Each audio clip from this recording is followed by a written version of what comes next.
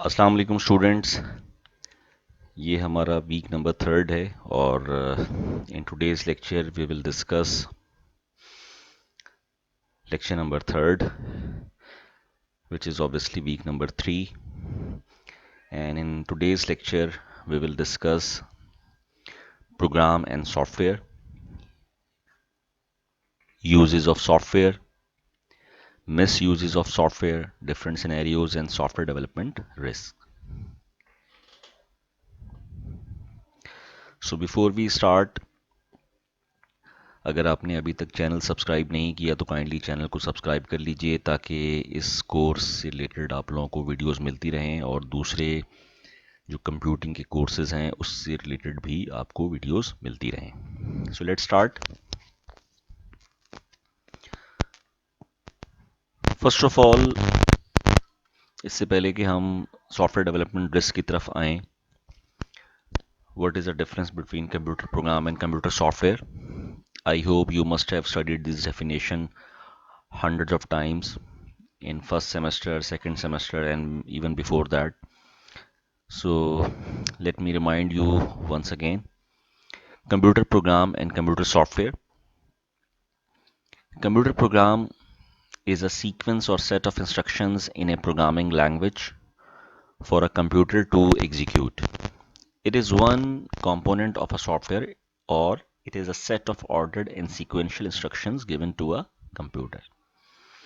Computer program is written in a computer language like C++, Java, Python, GW Basic, C Sharp, etc. etc. Computer program कोई भी ऐसी instructions जो कि sequence में लिखी जाएं किसी भी प्रोग्रामिंग लैंग्वेज में to get the desired output based on the given input, that's what we call a computer program. इसकी several definitions हो सकती हैं, different books में different definitions हो सकती हैं कंप्यूटर प्रोग्राम की। Computer software is a set of instructions, data or program used to operate computers and execute specific task. This could be definition number 1. Second definition क्या हो सकती है? Software is a series of instructions followed in a sequence to control input processing, output storage controlled by a computer system. This could be definition number 2. Third definition ये भी हो सकती है, a huge program is called a software. Basically, program is a unit of a software, and when we combine several programs or several units, it becomes a software. In other words, in simplest way, so a huge program is called a software, right? Uses of software. Uses of software में it's not necessary कि आप उन्हीं uses पे focus करें जो इस slide में लिखे गए हैं। जो भी सॉफ्टवेयर आप अभी तक इस्तेमाल करते चले आए हैं अपने यूनिवर्सिटी कैरियर में, अपने एचएससी कैरियर में, इवन बिफोर दैट, सो वो सारे सॉफ्टवेयर के यूजेस हैं। According to author, software produces results at high speed. It produces accurate results without errors. Prevents from fraud. Calculation की मिस्टेक नहीं होती, कोई ह्यूमन एरर नहीं आता इसमें. Help to store and retrieve databases. Increases employees productivity. Examples of softwares are MS Word जो कि documentation programme है, MS Excel जो कि वर्कशीट प्रोग्राम है, वर्कबुक प्रोग्राम है, MS पावर पॉइंट जो कि प्रेजेंटेशन प्रोग्राम है, प्रेजेंटेशंस के लिए इस्तेमाल होता है, सेमिनार्स में, कॉन्फ्रेंसेस में, टीचिंग के लिए इस्तेमाल होता है। Human resource software, payroll software जो कि कमर्शियल बुनियादों पर इस्तेमाल होता है, human resource, payroll, inventory control, financial accounting, production control, library system, etcetera etcetera. ये कुछ यूजेस हैं सॉफ्टवेयर के। उसके अलावा ऑनलाइन सॉफ्टवेयर्स भी हमारे पास अवेलेबल हैं in the form of a let's say MSN messenger है, ठीक है, गूगल क्रोम है, Facebook, Instagram, etcetera etcetera etcetera, right. No misuses of software. अगर हम मिस यूजेस ऑफ सॉफ्टवेयर की बात करें, misuses includes using such software developed by somebody else or using pirated software. This is against Copyright Act. जो भी software आपने इस्तेमाल करना है स्टूडेंट्स, अगर उस सॉफ्टवेयर का लाइसेंस्ड वर्जन अवेलेबल है, so it's better to prefer a licensed version, क्योंकि अगर आप पायरेटेड सॉफ्टवेयर यूज़ करते हो, पायरेटेड सीडी यूज़ करते हो विदाउट प्रियोर परमिशन, तो ये कॉपीराइट एक्ट की खिलाफ वर्जी है, तो आपने इसको अवॉइड करना है। मैनी पीपल और organisations which develop a software issue a license. If somebody wants to use it, the license agreement has to be signed. Software is an intellectual property of an individual or software house. He creates it. Be careful. Software is a kind of an intellectual property which we will discuss later uh, in this chapter or maybe in next chapter. So software जो है वो एक intellectual property की type है, ठीक है। In short intellectual property की हमारे पास 4 टाइप्स होती हैं जो कि हम आगे डिस्कस करेंगे।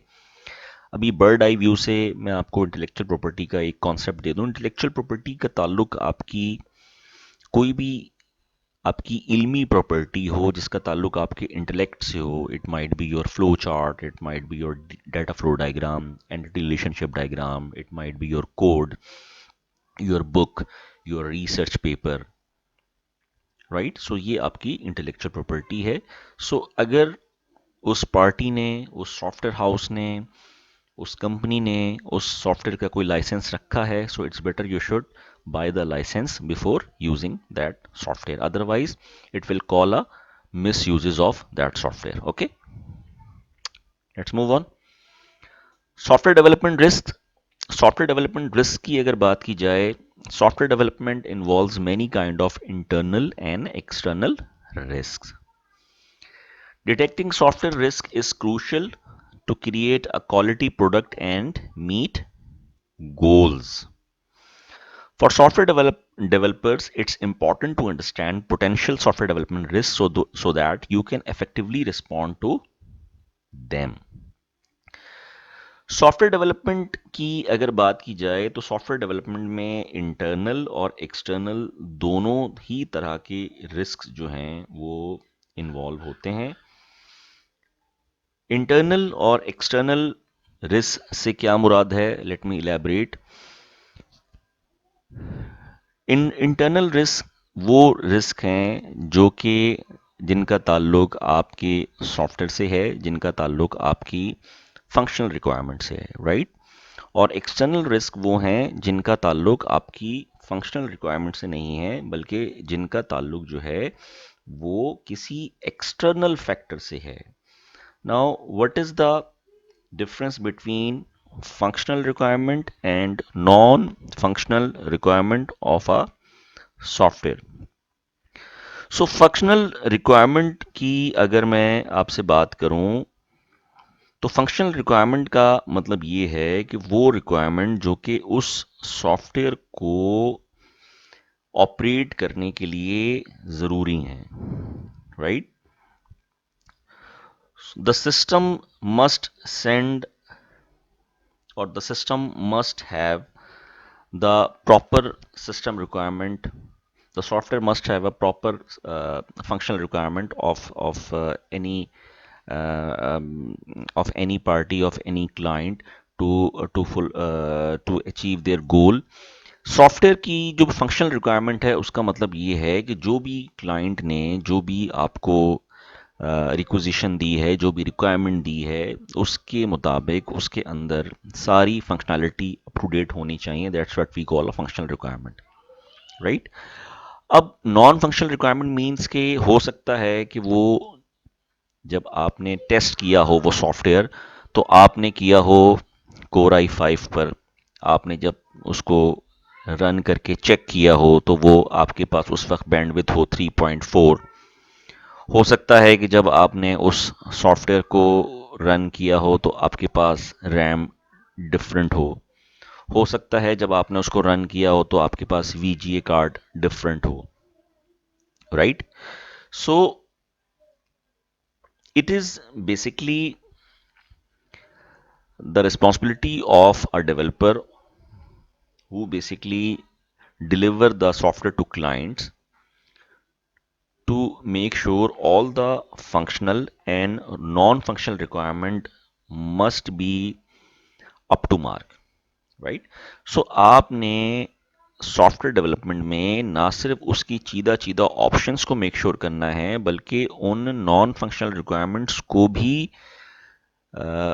मद्देनज़र रखना है और क्लाइंट को बताना है कि if you want to utilize this software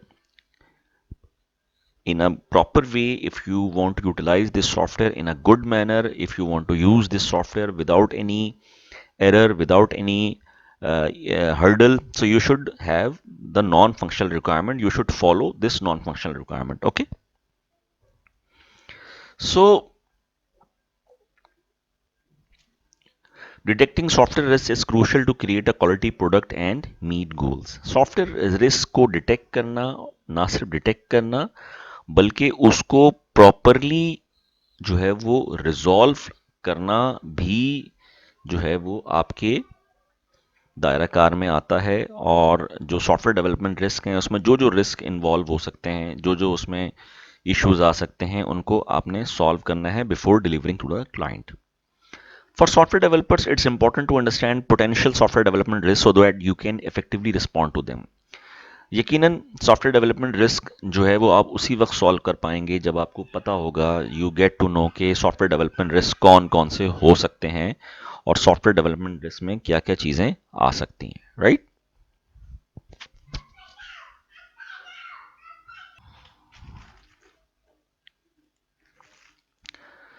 so let's discuss the software development risk. जो जो सॉफ्टवेयर डेवलपमेंट के रिस्क हैं उसको वन बाय वन डिस्कस करते हैं. Now here we have list of software development risk.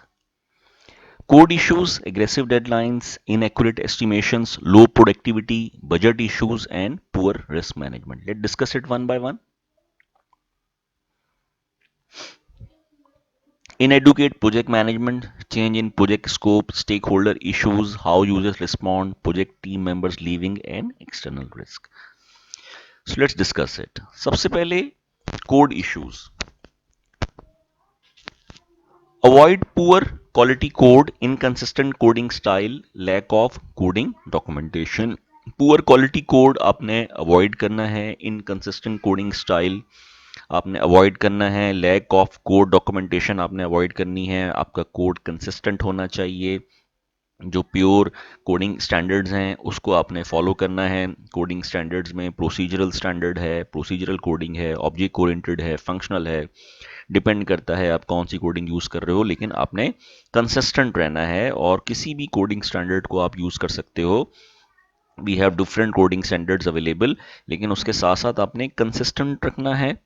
Alignment को आपने प्रॉपर रखना है. सूडो कोड आपने इस्तेमाल करना है ताकि आपका जो भी वेरिएबल है, जो भी फंक्शनैलिटी है, वो आपको इजीली समझ में आए, क्लाइंट को इजीली समझ में आए. और अगर आप 6 महीने साल बाद उस कोड को देखते हो तो आप उसको देखकर आप रिकॉल कर सको. उसके साथ साथ आपने जो वेरिएबल नेम इस्तेमाल करने हैं वो ऐसे इस्तेमाल करने हैं कि जिसका कोरिलेशन हो आपके प्रोजेक्ट से, राइट.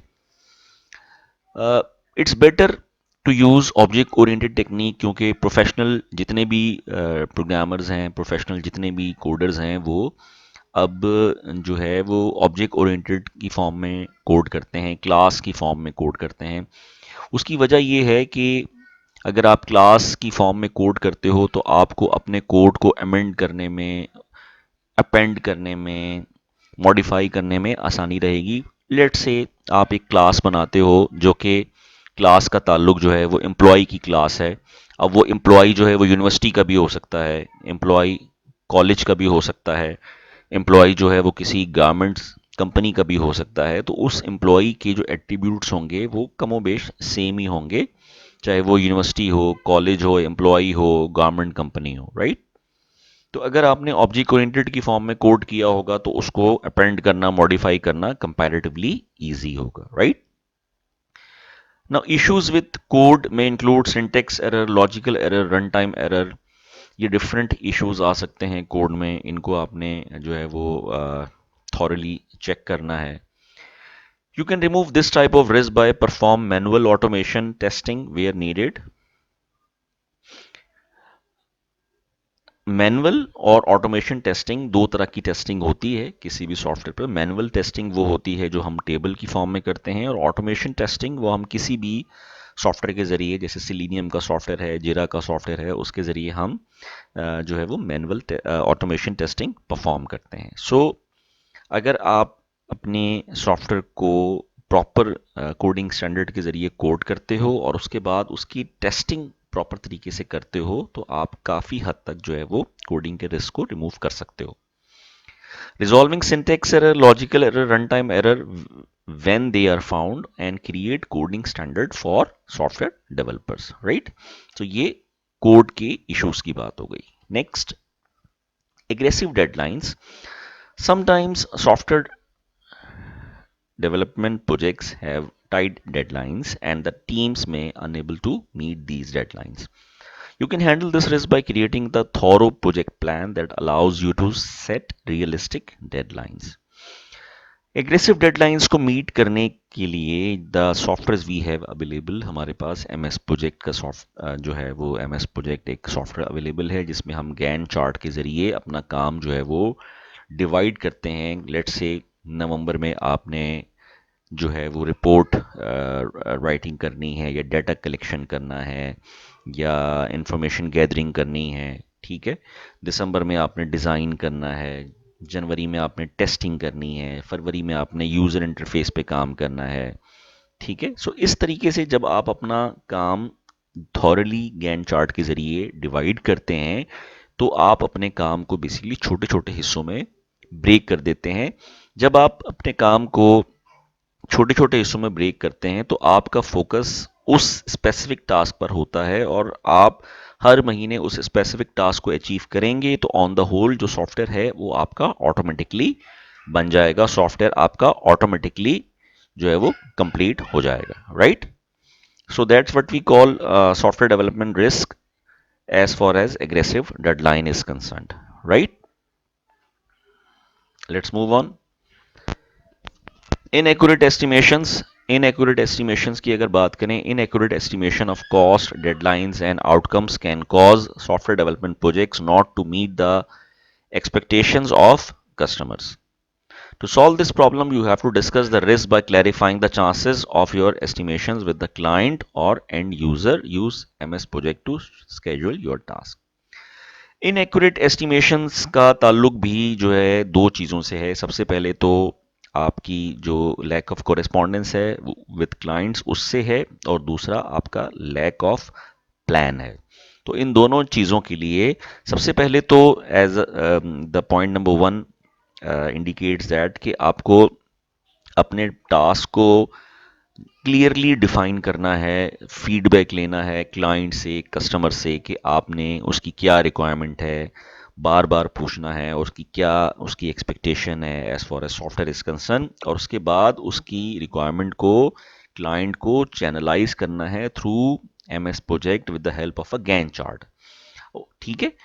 सो इस तरह से अगर आप अपना काम थॉरली लिख कर करेंगे और एक गैन चार्ट की फॉर्म में करेंगे, तो कभी भी जो आपकी जो डेडलाइन है उसको अचीव करने में, माइलस्टोन को अचीव करने में प्रॉब्लम नहीं होगी, राइट. सेकंड जो रिस्क आ सकता है वो आ सकता है लो प्रोडक्टिविटी का. समटाइम्स सॉफ्टवेयर डेवलपमेंट टीम्स में struggle with productivity which can happen because of delays, employees stress, etcetera etcetera. This can be overcome by using following techniques. Creating a well-designed project plan to lower stress, communicating effectively about project details and problems, find a great leader who can motivate and manage the team. Low productivity का issue किस वजह से आ सकता है? लो productivity का issue बुनियादी तौर पर आता है, तब आता है जब आपका टास्क डिले होता है. नाउ टास्क डिले होने की दो तीन वजूहात हो सकती हैं. सबसे पहले मैं आपको ये इस चीज़ पर दोबारा हाईलाइट करूँगा कि जब भी whenever you whenever you develop a software for your client to try to scheduleize your task. अगर आप 6 महीने का काम 1 महीने में करने की कोशिश करेंगे तो ऑब्वियस सी बात है वो काम का स्ट्रेस जो है वो आपके सर पर सवार होगा, आपको एंग्जाइटी होगी, आपको स्ट्रेस होगा। ठीक है, सो ये उस सूरत में होगा कि जब आप अब 6 महीने का काम जो है वो 1 महीने में करने की कोशिश करेंगे। सो इस प्रॉब्लम को कैसे ओवरकम किया जा सकता है? As the author says, creating a well-designed project plan to lower stress. Well-designed project plan बनाएं, ठीक है, स्केजुलाइज करें टास्क को गैन चार्ट के जरिए, communicate effectively about project details and problems, team member से क्लियरली फीडबैक लीजिए, रेगुलरली फीडबैक लीजिए कि जनाब इंफॉर्मेशन गैदरिंग का कितना काम हो गया, डिज़ाइन का कितना काम हो गया, यूआई का कितना काम हो गया, डेटाबेस का कितना काम हो गया, रिपोर्ट राइटिंग का कितना काम हो गया, टेस्टिंग का कितना काम हो गया। एक अच्छा लीडर जो होता है वो ना सिर्फ टीम से फीडबैक लेता है बल्कि उनको मोटिवेट और इनकरेज भी करता है when the employees feel stress, feel anxiety. ठीक है, सो अगेन जितना ज़्यादा आप टास्क को स्केजुलाइज करेंगे, प्लान करेंगे, उतना ही आप सॉफ्टवेयर डेवलपमेंट के रिस्क को ओवरकम कर सकते हैं। राइट, नेक्स्ट, लो प्रोडक्टिविटी में एक टर्म जो इस्तेमाल की जाती है जो कि टीचर्स के लिए भी बहुत फ़ायदेमंद है और प्रोजेक्ट मैनेजमेंट में भी एक बहुत उम्दा टर्म है ये, use the smart technique to set goals. Right, smart stands for S for specific. Your task, your plan should be specific. It should be measurable. ठीक है, it should be attainable, it should be realistic and it should be time bound. कोई भी task आपने being a leader अपनी team को देना है, designer को देना है, एनालिसिस जो कर रहा है उसको देना है, आपने डेटाबेस एडमिनिस्ट्रेटर को देना है, आपने कोडर को देना है, आपने टेस्टर को देना है, स्पेसिफिकली डिफाइन होना चाहिए। मेजरेबल, आपको पता होना चाहिए कि ये कितना काम है और कितने दिन में हो सकता है या हो जाना चाहिए। ठीक है, अटेनेबल, अटेनेबल मीन्स कि जो भी आप टास्क उसको दे रहे हैं वो टास्क क्या वो टास्क इस काबिल है कि वो जो यूज़र है, वो जो जिस शख्स को आपने, वो कैपेबल है इस चीज़ का कि क्या वो उसको कर सकता है। रियलिस्टिक, ऐसा तो नहीं है कि आप 1 महीने का टास्क जो है वो उससे कहें कि 10 दिन में अचीव करके दे, तो ऑब्वियस सी बात है कि ये रियलिस्टिक अप्रोच नहीं होगी। टाइमली, टाइम बाउंड या टाइमली उस टास्क को अचीव करना है। So being a leader, being a senior software engineer, being a project manager, आपको मालूम होना चाहिए कि आप जो टास्क दे रहे हैं वो मैक्सिमम कितने आवर्स में, कितने डेज में, कितने वीक्स में परफॉर्म होना चाहिए। सो इट्स बेटर कि आप थोड़ा सा उसमें कुशन रखे, थोड़ा सा लिवरेज रखे, 1-2 दिन एक्स्ट्रा टाइम आप अपने डेवलपर्स को या अपनी टीम मेंबर्स को असाइन कर दें। बट ऑन द होल, बहैसियत मजमूई, आपको कोशिश ये करनी है कि जो टास्क आपने स्केजुलाइज करना है गैन चार्ट के जरिए, उसमें स्मार्ट टेक्निक अप्लाई करनी है। And smart technique means it should be specific, measurable, attainable, realistic and time bound, right? Budget issues. Software development budgets can change as project scopes change. The cost plays an important role. It's important to monitor projects so that they don't go over budget. Be sure to adjust your budget plan and budget whenever any changes occurs in the scope of the project. Budget issues जो है ये भी एक बहुत important factor है जिसकी वजह से सॉफ्टवेयर डेवलपमेंट में जो है वो डिले अकर हो जाता है। आपको स्टार्टिंग में एग्जैक्टली मालूम होना चाहिए कि आपकी हार्डवेयर कॉस्ट क्या होगी, आपकी सॉफ्टवेयर कॉस्ट क्या होगी, आपकी जीपीयू की कॉस्ट क्या होगी, पब्लिशिंग कॉस्ट क्या होगी। सॉफ्टवेयर के लिए अगर ऑनलाइन सॉफ्टवेयर है तो उसके लिए डोमेन परचेज करना है। सो ये सारी चीज़ें जो हैं वो आपको अपने प्लान में क्लियरली लिखनी है कि पेनाफ्लेक्सिस की कॉस्ट क्या है, ब्रोचर की कॉस्ट क्या है, लाइसेंस की सॉफ्ट कॉस्ट क्या है, डोमेन की कॉस्ट क्या है, ये कॉस्ट भी आपने अपने बजट में, अपने प्लान में शामिल हाल रखनी है और क्लाइंट से जो है वो फीडबैक लेते रहना है। और जब क्लाइंट को अपने चार्जेस बताने हैं तो इस कॉस्ट को मद्देनज़र रखते हुए बताने हैं कि आपका इसमें इनपुट कितना होगा और अपनी जो आपकी मेहनत है वो कितनी होगी, और उस कॉस्ट को, बजट को रखते हुए आपने क्लाइंट को अपने अपनी मेहनत के साथ, अपनी एक्सपर्टीज के साथ उसको कॉस्ट बतानी है क्लाइंट को उस सॉफ्टवेयर की या उस प्रोजेक्ट की, राइट। पुअर रिस्क मैनेजमेंट भी जो है वो एक बहुत बड़ा रिस्क हो सकता है। Poor risk management can be a risk itself. Good risk management is essential for software development teams to spot risk and effectively respond to them. You can improve your risk management by identify potential risk, calculating the probability of each risk, creating risk elimination plans और carefully monitoring risks. अगर आपको पता ही नहीं है कि software की development में क्या क्या रिस्क आ सकते हैं, इट मीन्स कि आपके की सॉफ्टवेयर की डेवलपमेंट में या उसके बाद लाजमी रिस्क आएंगे।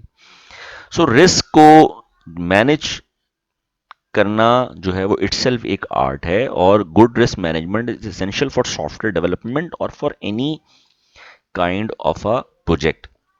अब अपनी रिस्क मैनेजमेंट को सबसे पहले अपनी रिस्क मैनेजमेंट को आप you should identify potential risk. इसके पोटेंशियल रिस्क क्या क्या हो सकते हैं, उस रिस्क की प्रोबेबिलिटी कितनी हो सकती है, ये आपको कैसे पता चलेगी, ये आपको टेस्टिंग से पता चलेगी। उसके बाद क्रिएट रिस्क एलिमिनेशन प्लान्स, ये कैसे पता चलेगा, ये भी टेस्टिंग से पता चलेगा, यूनिट टेस्टिंग से पता चलेगा, मैनुअल टेस्टिंग से पता चलेगा, ऑटोमेशन टेस्टिंग से पता चलेगा, बडी टेस्टिंग से पता चलेगा, राइट। और ना उसके बाद केयरफुली मॉनिटरिंग रिस्क, ठीक है। सो जितना ज़्यादा आप प्लान करके काम करेंगे, लिख कर काम करेंगे, उसको टेस्ट करेंगे, तो वो रिस्क मैनेजमेंट आपकी इंप्रूव होती चली जाएगी, एरर्स आपके फिल्टर होते चले जाएंगे, right. In educate project management, good project management is important to the success of a project as it can result in clear goals, expectations, time frames, and deadlines. You can improve your project management by hiring a good project manager, developing a project plan, utilizing project management software, having a clear communication with all stakeholders. Now good project management का जो ताल्लुक है वो directly आपके client की expectations पर पड़ता है और डायरेक्टली आपकी प्रोडक्ट पर, आपके सॉफ्टवेयर पर, आपके प्रोजेक्ट पर पड़ता है। नाउ प्रोजेक्ट मैनेजमेंट को इम्प्रूव करने के कई तरीके हो सकते हैं। To hire a good project manager और to hire a good project leader, as I said कि एक अच्छा प्रोजेक्ट प्लान बनाएं, अच्छा गैंट चार्ट बनाएं, उसमें हर चीज़ को इंक्लूड करें, प्रोजेक्ट मैनेजमेंट सॉफ्टवेयर इस्तेमाल करें, वीजो है, एमएस प्रोजेक्ट है, और उसके साथ साथ अपने स्टेक होल्डर से, अपने क्लाइंट से, कस्टमर से कंटिन्यूअसली राब्ते में रहें, कम्युनिकेशन गैप को फुलफिल करें, right. Now, change in project scope means doing vast changes or changing scope completely than it was initially. This can affect project deadlines and costs involved. This problem can be overcome by separating your project into manageable segments, managing each segment and reviewing the scope from time to time. Now, ऐसा भी मुमकिन है कि starting में जो customer ने या client ने जो आपकी रिक्वायरमेंट दी हो, वो कुछ अरसे के बाद when you actually start developing your project, वो अपनी रिक्वायरमेंट को असरनो चेंज कर दे।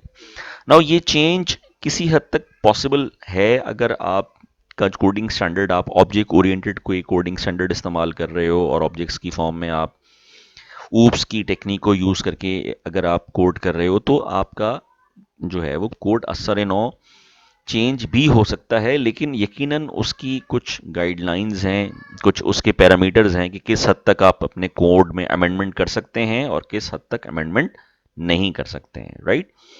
सो इसके लिए जो है वो अपने कोड्स को सेगमेंट में डिवाइड करें, पीसेस में डिवाइड करें, ताकि अगर उसको उसका स्कोप चेंज करना हो as per the users requirement, तो आप उसको चेंज भी कर सकें। लेकिन अगर आप ऑब्जेक्ट ओरिएंटेड टेक्निक को यूज नहीं कर रहे, आप ट्रेडिशनल कोडिंग स्टैंडर्ड को यूज कर रहे हो, so obviously you will get stuck. जब प्रोजेक्ट का स्कोप चेंज होगा तो आपको फिर प्रॉब्लम हो जाएगी, फिर आपको बिल्कुल जो है वो स्टार्ट से जो है वो स्क्रैप से पूरा प्रोजेक्ट दोबारा बनाना पड़ेगा, right?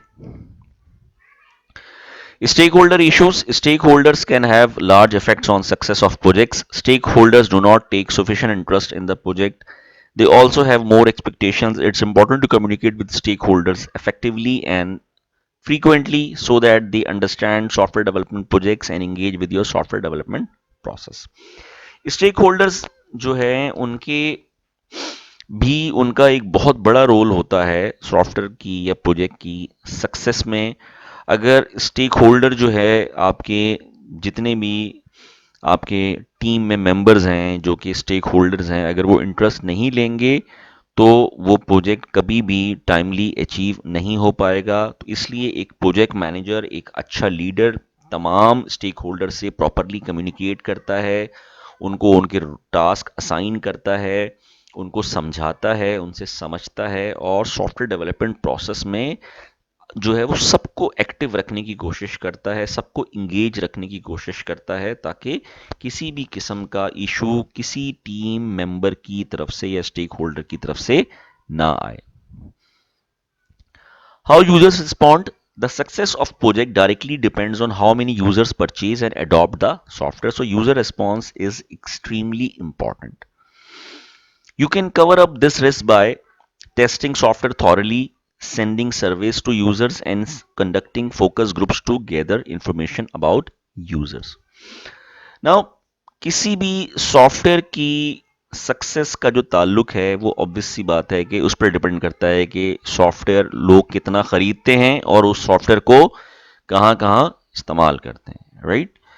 So users response is extremely important. Users कैसे उस सॉफ्टवेयर को रिस्पॉन्ड करते हैं और कैसे उस सॉफ्टवेयर को खरीदते हैं। सबसे पहले तो इन रिस्क को कैसे ओवरकम किया जा सकता है?